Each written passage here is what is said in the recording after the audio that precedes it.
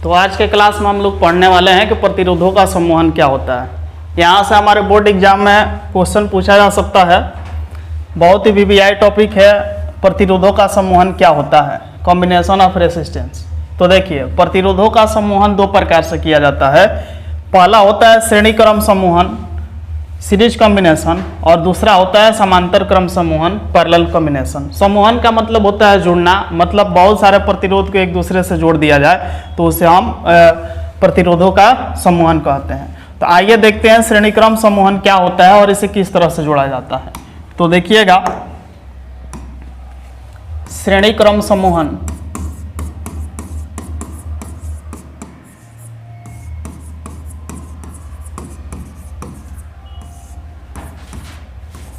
Series combination.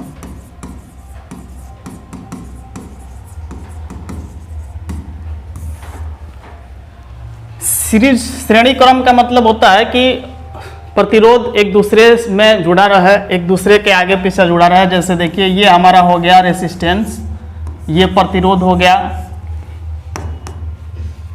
ये हमारा हो गया प्रतिरोध, और इसी में एक दूसरा प्रतिरोध जुड़ा रहे और इसी में और बहुत सारे प्रतिरोध जुड़े रहे। यानी सभी प्रतिरोध एक दूसरे के आगे पीछे हो, एक ही रेखा में, एक अनुदिश में हो। ये पहले का प्रतिरोध हो गया, ये दूसरा का हो गया, ये तीसरा हो गया, आखिरी। तो इसका डेफिनेशन क्या होगा कि प्रतिरोधों का ऐसा समूहन जिसमें सभी प्रतिरोध एक रेखा का अनुदिश हो, या ऐसे भी बोल सकते हैं कि प्रतिरोधों का ऐसा समूहन जिसमें प्रत्येक प्रतिरोध से धारा समान हो। ठीक है, धारा समान होने का मतलब कि अगर हम इसको किसी विभवांतर से जोड़ दें, V वोल्ट के विभवांतर से, तो यहाँ से जितना करंट जाएगा, अगर I करंट निकल रहा होगा तो यहाँ भी I होगा, यहाँ भी I होगा, यहाँ भी I होगा। यानी प्रतिरोधों का ऐसा समूहन जिसमें प्रत्येक प्रतिरोध से धारा समान हो, क्या कहलाएगा? श्रेणी क्रम समूहन कहलाएगा। तो देखिएगा डेफिनेशन इसका, प्रतिरोधों का ऐसा समूहन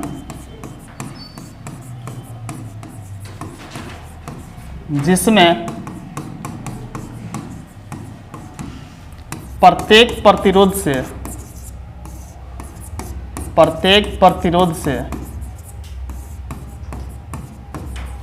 धारा समान हो।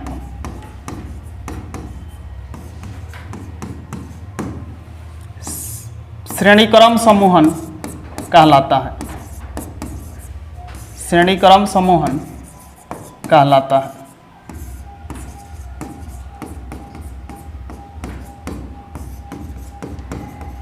यानी प्रतिरोधों का ऐसा समूहन जिसमें प्रत्येक प्रतिरोध से धारा समान हो, श्रेणी क्रम समूहन कहलाता है।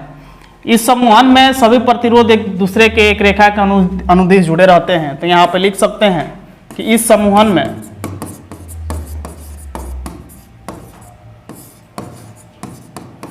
सभी प्रतिरोध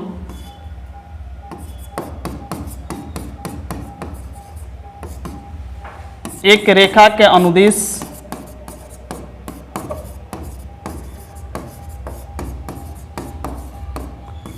जुड़े रहते हैं।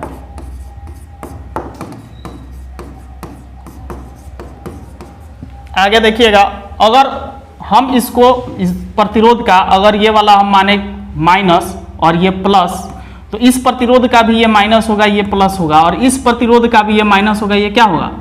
सॉरी, ये माइनस होगा और ये क्या होगा? प्लस होगा। यानी इसका डेफिनेशन एक और तरीके से हम दे सकते हैं कि प्रतिरोधों का ऐसा समूहन जिसमें पहले प्रतिरोध का प्लस दूसरे प्रतिरोध के माइनस से, दूसरे का प्लस तीसरे के माइनस से, तीसरे का प्लस चौथे के माइनस से इत्यादि यदि बहुत सारे जुड़े रहे तो हम इसे क्या कहेंगे? श्रेणी क्रम समूहन कहेंगे। यानी पहले प्रतिरोध का धन ध्रुव दूसरे के ऋण ध्रुव से, दूसरे का धन ध्रुव तीसरे का ऋण ध्रुव से इत्यादि इसी तरह से जुड़े रहे तो उसे हम श्रेणी क्रम समूहन में कहते हैं। इस समूहन में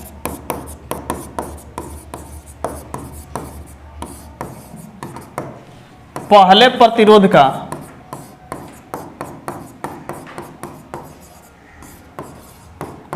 धन ध्रुव, पहले प्रतिरोध का धन ध्रुव मतलब प्लस, दूसरे प्रतिरोध के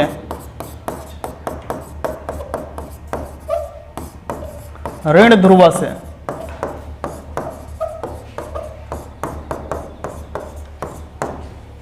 दूसरे प्रतिरोध का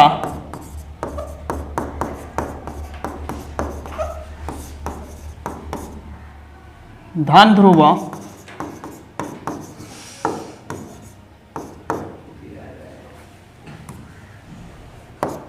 तीसरे प्रतिरोध के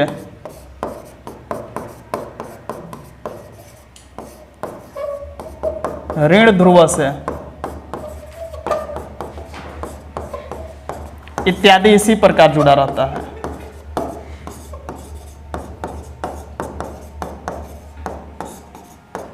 इत्यादि इसी प्रकार जुड़ा रहता है। यानी श्रेणी क्रम समूहन किसे कहते हैं, तो इसका डिफिनीशन हम कोई भी लिख सकते हैं। प्रतिरोधों का ऐसा समूहन जिसमें प्रत्येक प्रतिरोध से धारा समान हो श्रेणी क्रम समूहन कहलाता है।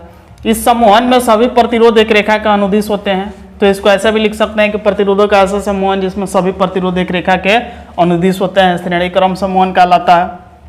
इस समूहन में पहले प्रतिरोध का धन ध्रुव दूसरे के ऋण से, दूसरे का धन ध्रुव तीसरे के ऋण से, तीसरे का धन ध्रुव मतलब आगे भी चौथा पांचवा रहता है, इसी तरह क्या रहते हैं, जुड़े रहते हैं। तो श्रेणी क्रम समूहन का फॉर्मूला क्या होता है उसको हम निकालने जा रहे हैं। तो देखिएगा, श्रेणी क्रम समूहन में ये श्रेणी क्रम हमारा समूहन है। हमने 3 प्रतिरोध लिया है, ये पहला प्रतिरोध, ये दूसरा प्रतिरोध, ये तीसरा प्रतिरोध R1 R2 R3, और हमने इसको जोड़ दिया किसी विभवांतर से, V वोल्ट के विभवांतर से। देखिए बड़ा वाला प्लस होता है और छोटा वाला क्या होता है, माइनस होता है। तो हमने डिफिनीशन में लिखा है कि इस समूहन में प्रत्येक प्रतिरोध से धारा समान होता है। धारा कितना होता है, समान होता है प्रत्येक प्रतिरोध से, लेकिन विभवांतर अलग अलग होता है, इसको भी याद रखना है। धारा समान के साथ साथ विभवांतर क्या होता है, अलग अलग होता है। अगर यहाँ से भी विभवांतर निकल रहा है तो यहाँ पे V1 होगा, यहाँ पे V2 होगा और यहाँ पे क्या होगा, V3, और धारा क्या है, समान है। धारा क्या है, समान है। तो देखिएगा, कुल विभवांतर, इस जो परिपथ का कुल विभवांतर होगा, कुल विभवांतर वो होगा यानी V बराबर V1 प्लस V2 प्लस क्या, V3। कुल भी कितना होगा, V1 plus V2 plus V3। हमको पता है कि ओम के नियम से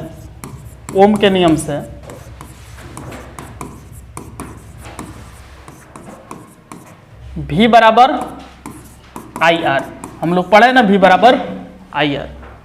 तो V बराबर IR, तो यहाँ पे देखिए इसके आधार पे V1 के जगह पर लिख सकते हैं I, V1 के जगह पर लिख सकते हैं I, और इसका प्रतिरोध कितना है, R1 लिख सकते हैं, आसानी से लिख सकते हैं। V2 बराबर I और उसका प्रतिरोध कितना है, R2 है, तो IR2। इसी तरह से V3 बराबर भी IR होता है, तो इसका R3 का मान कितना है, तीसरा प्रतिरोध R3 है। यानी V1 बराबर IR1, V2 बराबर IR2, V3 बराबर कितना, IR3 लिख सकते हैं। अब देखिए, यदि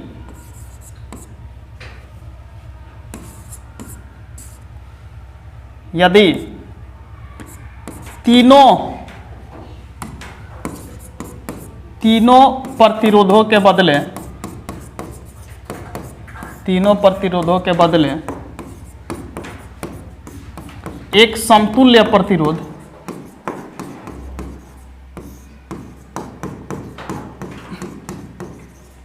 जिसका नाम दे देते हैं हम RS माने।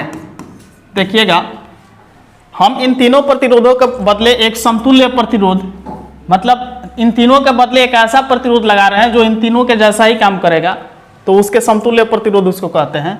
तो R1 R2 R3 के बदले हम एक समतुल्य प्रतिरोध कितना लगा दें उसमें, RS। S मतलब कि सीरीज है, इसीलिए S लिखे हैं, सीरीज में लगाना है।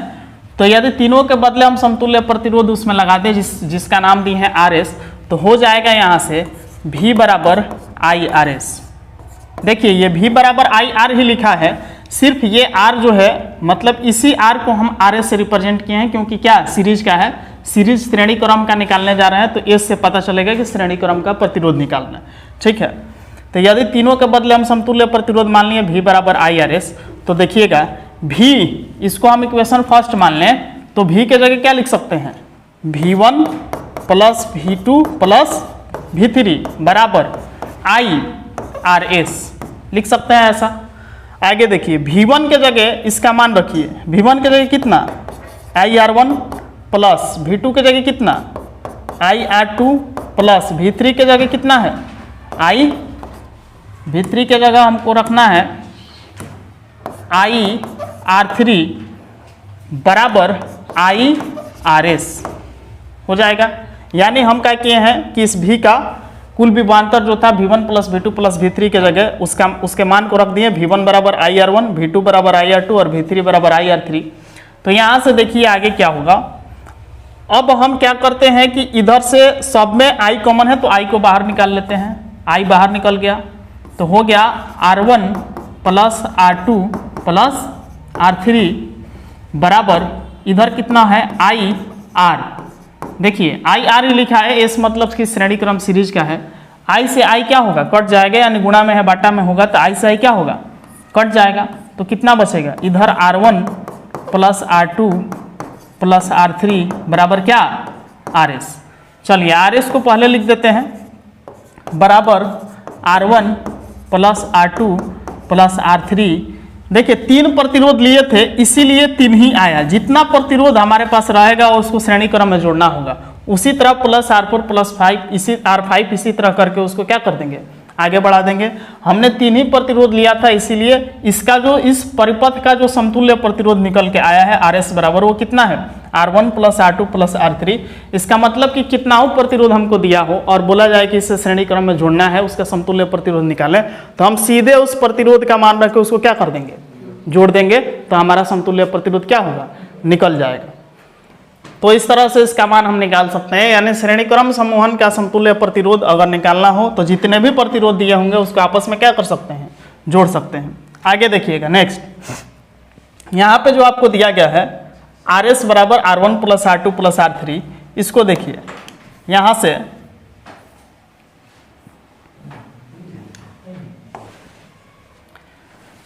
यहाँ से आगे देखिएगा। अब यदि बहुत सारे प्रतिरोध दिए हों तो उसको आपस में जोड़ के हम उसका समतुल्य प्रतिरोध निकाल लेंगे। इसका मतलब ये हुआ कि यदि किसी परिपथ में अधिकतम धारा प्राप्त करनी हो, परिपथ में अधिकतम प्राप्त करने के लिए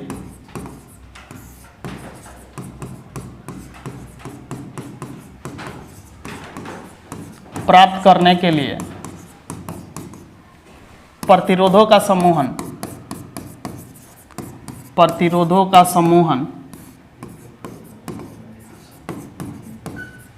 किसमें होना चाहिए, श्रेणी क्रम में होना चाहिए, श्रेणी क्रम में होना चाहिए।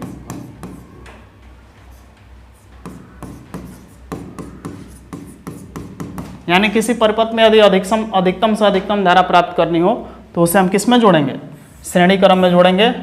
तो हमें अधिकतम प्रतिरोध प्राप्त करना हो तो हम उसको किस में जोड़ेंगे, श्रेणी क्रम में जोड़ेंगे, तो अधिकतम से अधिकतम प्रतिरोध प्राप्त होगा। चलिए दूसरा जो हमारा है देखते हैं। दूसरा हमारा है समांतर क्रम समूहन। समांतर क्रम समूहन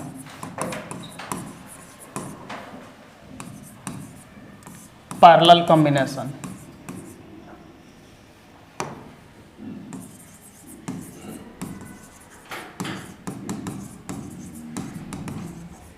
समांतर का मतलब है कि एक प्रतिरोध एक दूसरे के समांतर होना चाहिए। देखिए ये हो गया हमारा पहला प्रतिरोध, ये हमारा हो गया दूसरा प्रतिरोध। यदि बहुत सारे प्रतिरोध दिए हों और उसको समांतर में जोड़ना हो तो 3 ही ले रहे हैं इसमें भी। ये R1 है, ये R2 है, ये क्या है R3 है, और इन तीनों को भी हमने 1 V वोल्ट के बैटरी से क्या किया, जोड़ दिया। ठीक है, इसको हमने 1 V वोल्ट के बैटरी से क्या किया, जोड़ दिया।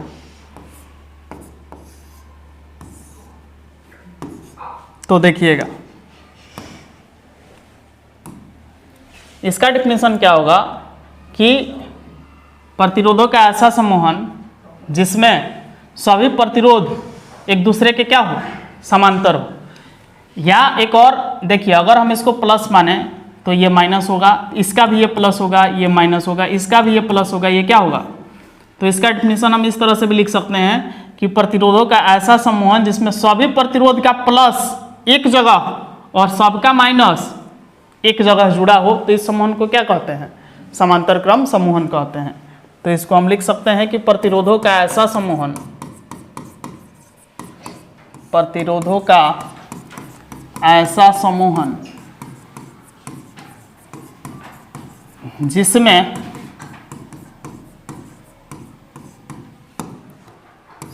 सभी प्रतिरोधों का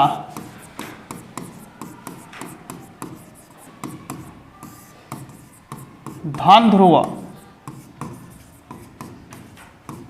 यानी प्लस एक जगह और ऋण ध्रुव एक अन्य जगह, मतलब दूसरे जगह जुड़ा रहता है।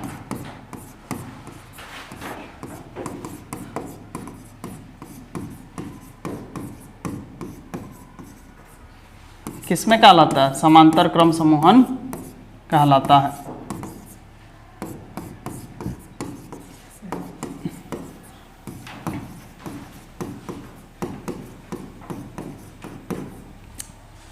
देखिए, इसमें समांतर क्रम समूहन में धारा अलग अलग होता है, विभवांतर सेम होता है। यहाँ का भी होगा, यहाँ का भी होगा, यहाँ का भी होगा, लेकिन करंट अलग अलग होगा।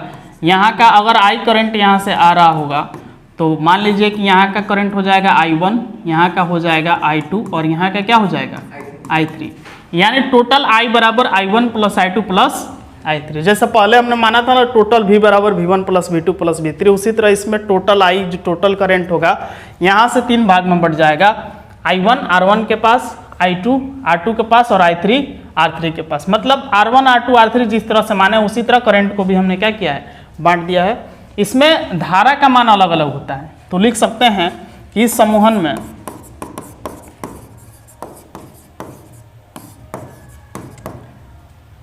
विभवांतर समान होता है, विभवांतर समान होता है, परंतु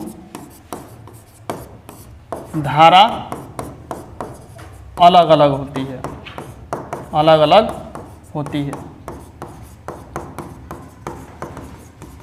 और पीछे जो प्रतिरोधों का समूहन पढ़े थे उसमें विभवांतर उसमें क्या था, उसमें विभवांतर अलग अलग था और धारा क्या था, समान था। धारा क्या था, समान था। इसमें धारा का मान अलग अलग, विभवांतर क्या है, समान है। तो इस समूहन का भी हम लोग व्यंजक फॉर्मूला निकालने जा रहे हैं कि यदि हमारे पास प्रतिरोध दिए हों और इसको समानांतर में जोड़ना हो तो इसका समतुल्य प्रतिरोध किस तरह से निकालेंगे।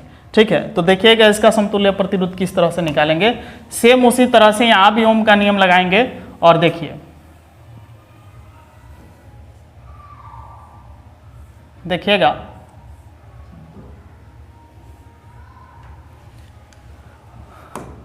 ओम के नियम से,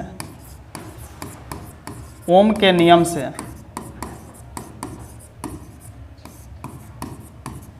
यहाँ भी क्या होगा, V बराबर IR, V बराबर IR। लेकिन हमारे पास इसमें विभवांतर जो है वो समान है, धारा अलग अलग है। तो हम धारा का मान निकाल लेते हैं। यहाँ से लिख सकते हैं I बराबर V बटा क्या R, लिख सकते हैं I बराबर V बटा R। I बराबर V बटा R लिख सकते हैं। तो थोड़ा सा यहाँ पे देखिएगा, यहाँ पे कि I1 यहाँ का मान है, यहाँ का मान I2, यहाँ का मान है I3। तो यहाँ पे हम लिख सकते हैं कि कुल धारा मतलब जो I होगी वो 3 भागों में बटी है, I1 प्लस I2 प्लस क्या I3, I1 plus I2 plus क्या I3। तो यहाँ से हम लिख सकते हैं I1 बराबर, यहाँ पे देखिएगा, यहाँ पे लिख सकते हैं I1 बराबर, तो जो I1 बराबर होगा वो भी तो सेम है लेकिन इसका R अलग अलग है। देखिए V सेम है लेकिन R अलग अलग है, तो उसी तरह से लिख सकते हैं कि I1 बराबर V बटा R1, यानी R1 के जगह पे R1 के जगह पे क्या R1, देखिए R1 के जगह पे V R1, I1 बराबर V R1 हो जाएगा। और सेम उसी तरह से I2 बराबर कितना होगा V बटा R2, और I3 बराबर कितना होगा I3 बराबर V बटा R3। अब हम क्या करते हैं कि इसमें भी तीनों प्रतिरोधों के बदले एक समतुल्य प्रतिरोध मानते हैं और उसका नाम देते हैं RP, मतलब पैरेलल का समतुल्य प्रतिरोध। यदि तीनों के बदले, मतलब तीनों प्रतिरोधों के बदले एक समतुल्य प्रतिरोध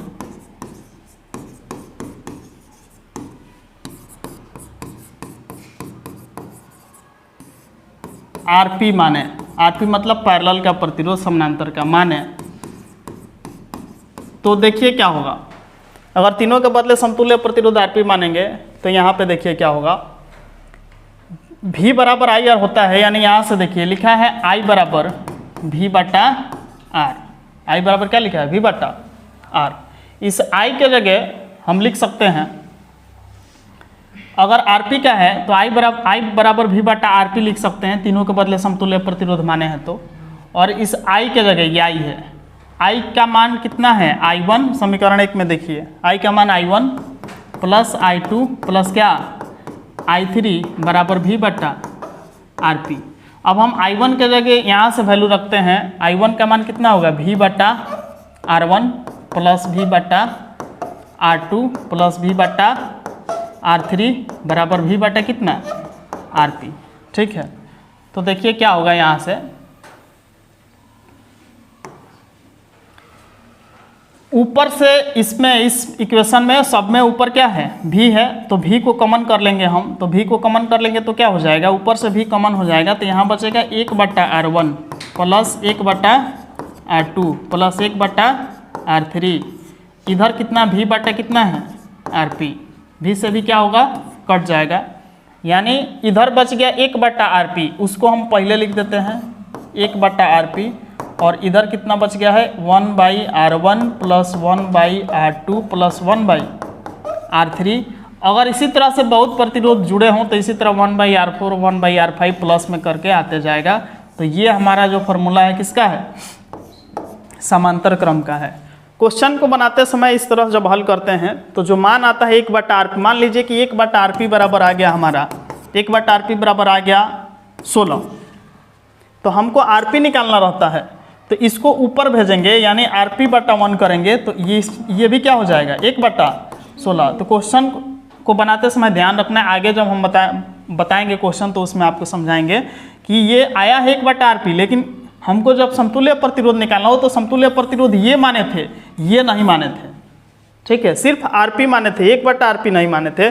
तो जो भी इधर का मान आता है उसको उलट के, मतलब अगर बाटा में आया 2 बटा 3 तो कितना हो जाएगा 3 बटा 2, ऐसे करके लिखना होता है।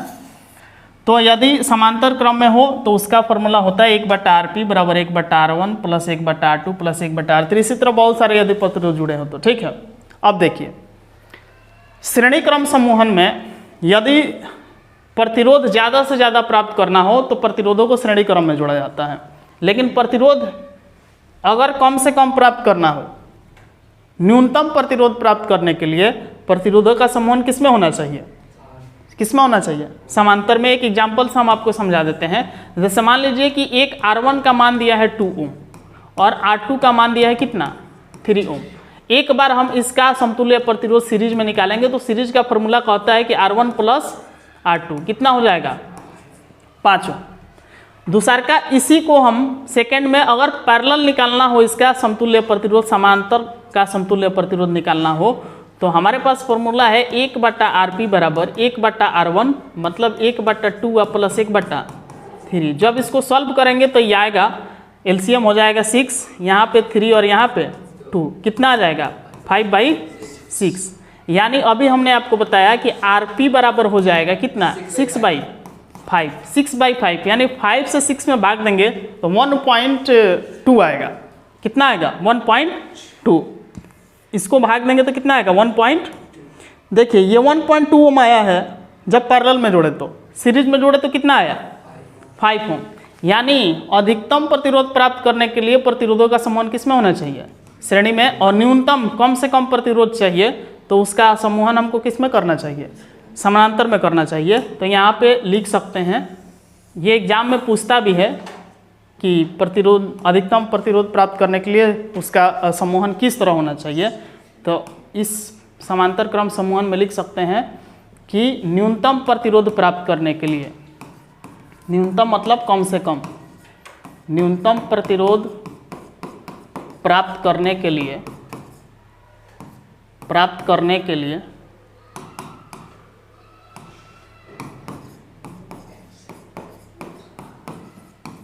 प्रतिरोधों का समूहन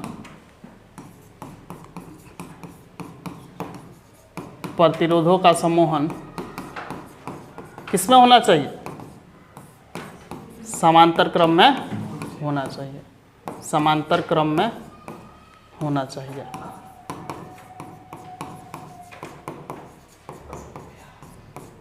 यानी अधिकतम प्रतिरोध प्राप्त करने के लिए प्रतिरोधों का समूहन अधिकतम प्राप्त करने के लिए श्रेणी में होना चाहिए और न्यूनतम प्रतिरोध प्राप्त करने के लिए किस में होना चाहिए, समानांतर में होना चाहिए।